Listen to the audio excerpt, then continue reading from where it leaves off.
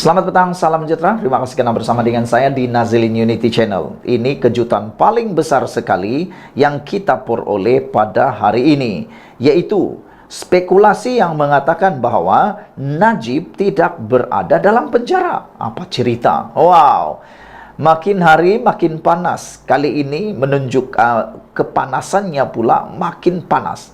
Ini apabila ada spekulasi mengatakan bahwa Najib tiada dalam penjara. Kalau spekulasi ini betul, di mana Najib pergi? Itu menjadi persoalan besar. Namun, sebelum kita teruskan ulasan kali ini, jangan lupa tinggalkan komen Anda untuk isu kali ini. Saudara-saudara sekalian, di mana Najib? Betulkah dia tiada dalam penjara? Namun demikian, hari ini Syafi'i menafikan spekulasi Najib tiada dalam penjara. Peguam Syafi'i Abdullah, yaitu Peguam Najib Tun Razak, menafikan spekulasi yang mendakwa bekas Perdana Menteri Najib Razak tidak menjalani hukuman penjara. Sebaliknya, kata Peguam bekas Perdana Menteri itu, Najib ditempatkan di sel berasingan atas faktor keselamatan. Di dalam penjara yang biasa, tetapi atas isu keselamatan, dia diasingkan, kata beliau. Sebab, kalau dia bersama-sama dengan orang lain, anything can happen. Apa sahaja boleh berlaku, kata beliau lagi. Syafi'i berkata demikian ketika ditanya host program Bual Bicara, podcast Keluar Sekejap, Sahril Sufyan Hamdan. Rancangan yang turut dihostkan oleh Khairi Jamaluddin itu direkam pada Rabu lalu dan disiarkan di YouTube pagi tadi.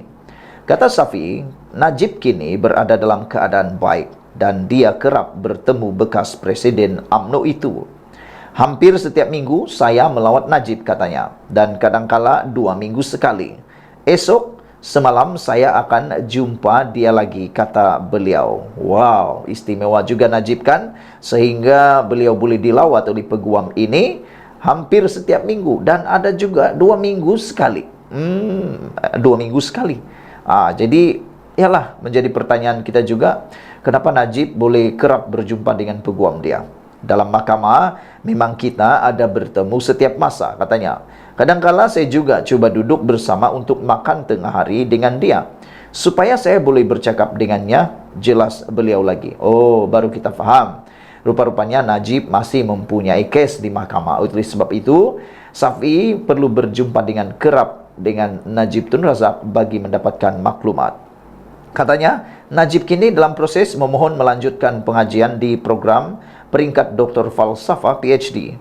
Dia sekarang sedang membuat permohonan untuk buat PhD. Saya fikir dia sudah pun mula melakukan beberapa penulisan. Saya gembira dia melakukan sesuatu, otaknya tidak tepu, katanya. Ditanya mengenai bagaimana bahan-bahan bacaan diakses oleh Najib, Syafi'i berkata ia disediakan oleh pembantunya. Ada tapisan, dia tak boleh terima apa sahaja. Buku pun ada tapisan, kata beliau lagi.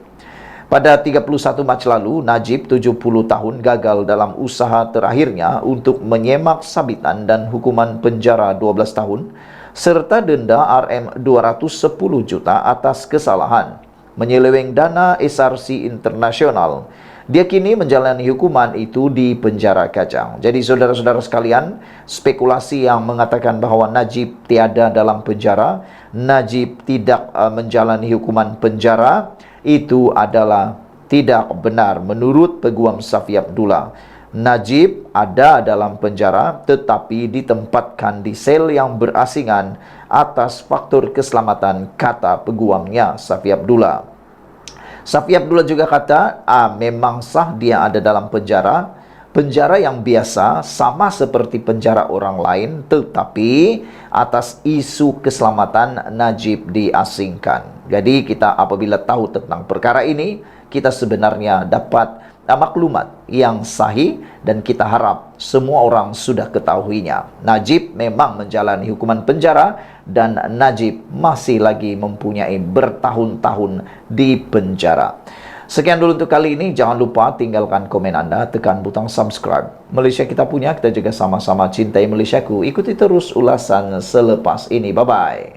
Selamat petang, salam sejahtera. Terima kasih karena bersama dengan saya di Nazlin Unity Channel. Saudara-saudara sekalian, kita dikejutkan dengan satu tular di media sosial menulis, kononnya Mahathir Mohamad bakal dipecat oleh Perikatan Nasional. Baru sahaja memegang jawatan sebagai penasihat Perikatan Nasional bagi PAS di 4 buah negeri, tiba-tiba pula tular Mahathir dipecat daripada jawatan penasihat tersebut. Saya tak percaya. Rupa-rupanya ini yang berlaku yang menyebabkan netizen mengatakan bahawa tular itu kononnya datang daripada tindakan Mahathir sendiri yang mengatakan bahawa ada harapan kerajaan pimpinan Anwar Ibrahim, kerajaan perpaduan bakal tumbang. Apa cerita? Ikuti terus ulasan selepas ini. Saudara-saudara sekalian, hari ini ditulis oleh sabudin.com, Perikatan Nasional tak usah buang masa layan cakap Tun Mahathir, lebih baik fokus hadapi PRU 16. Dengan isu kali ini, itulah yang menyebabkan ramai orang menulis lebih baik Perikatan Nasional pecat saja Mahathir, kerana naratif yang disebut oleh Mahathir baru-baru ini sebenarnya naratif yang sudah ketinggalan zaman, yang tidak akan dilayan lagi. Jadi ini tidak memberi keuntungan kepada Perikatan Nasional. Jadi lebih baik pecat Mahathir, kata mereka. Di sebalik kedudukan Anwar Ibrahim yang kian mengukuh untuk terus kekal menerjui negara, Tun Mahathir Mohamad nampaknya masih lagi berilusi tentang kejatuhan kerajaan. Yang menghairankan netizen ialah mengapa Mahathir mau menjatuhkan Anwar Ibrahim sedangkan beliau sendiri telah trauma mengalami kejatuhan kuasa ketika langkah Sheraton. Mereka bertanya, bukankah Mahathir telah merasainya sendiri? Bukankah dia sendiri cakap bahwa tindakan itu adalah tindakan yang tidak bermoral? Tapi kenapa Mahathir tiba-tiba pula buat U-turn? Kenapa tiba-tiba Mahathir pula seakan-akan menyokong tindakan PAS dan Perikatan Nasional yang mahu merampas kerajaan ini bukan melalui peti undi, tetapi melalui langkah tebuk atap. Jadi nak tahu sekarang ini apa sebenarnya prinsip Mahathir ini? Apa prinsip Mahathir? Saudara-saudara sekalian, menurut Sabudin, ternampak dendam dan sakit hati yang bersarang dalam diri bekas Perdana Menteri 2 kali itu lebih menguasai pemikirannya, sehingga kini beliau tidak mampu lagi berpijak di atas hakikat realiti. Menyusul selepas 5 ahli parlimen bersatu mengumumkan sokongan kepada Anwar, Tun Mahathir berkata Perikatan Nasional masih mampu untuk mengambil alih kerajaan dengan menggunakan atau pakai kaedah mengisytiharkan sokongan tanpa perlu keluar parti. Kata Mahathir, kaedah itu ialah sebagaimana dilakukan 5 ahli parlimen bersatu. Tapi saudara-saudara sekalian, apa yang kita nak tanya kepada Mahathir ialah, kalau ada ahli parlimen tak suka kerajaan, katakanlah dalam 30 orang daripada UMNO, Amanah dan PKR yang sedia menolak Anwar, ia boleh membawa kepada kejatuhan Perdana Menteri. Tapi bagaimana boleh dapat 30? Walau bagaimanapun, kalaulah dia dapat 30 sokongan daripada orang yang tak suka Anwar Ibrahim itu, ditambah dengan jumlah sekarang Perikatan Nasional hanya ada 69 kerusi, maknanya campur 30 baru sahaja 99 kerusi. Jadi, nak dapat lagi 13 kerusi dari mana? Itulah yang kita coba fikirkan. Tak tahu dari mana dan tak tahu siapa. Yang pastinya, orang lebih suka Anwar Ibrahim sekarang ini di kabinet maupun di parti-parti komponen amat menyokong Anwar Ibrahim. Mana lagi sebenarnya Perikatan Nasional, khususnya Mahathir, kalau dia berfikir seperti itu, nak cakau sokongan selebihnya. Nak cekau dari mana? Kesimpulannya mudah saja. Bukan saja Tun Mahathir harus berhenti daripada terus berilusi dan berhayal untuk menjatuhkan kerajaan kepada Perikatan Nasional, tapi juga diingatkan agar tidak lagi dilayan oleh Perikatan Nasional sebarang cakap bekas pengerusi GTA itu. Tun Mahathir pada hakikatnya sudah tidak relevan lagi dalam dunia politik hari ini.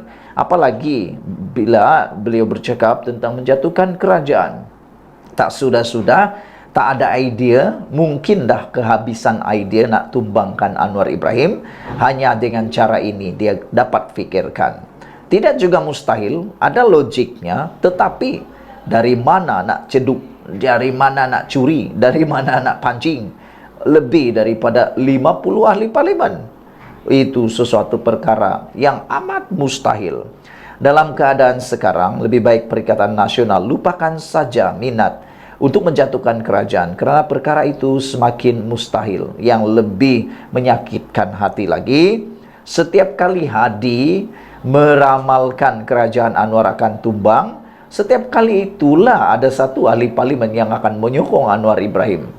Jadi semakin kerap Hadi meramalkan Anwar Ibrahim akan tumbang, kerajaan perpaduan ini akan tumbang, maka semakin banyaklah ahli parlimen daripada Perikatan Nasional yang akan menyokong Anwar Ibrahim. Tak tahulah itu kebetulan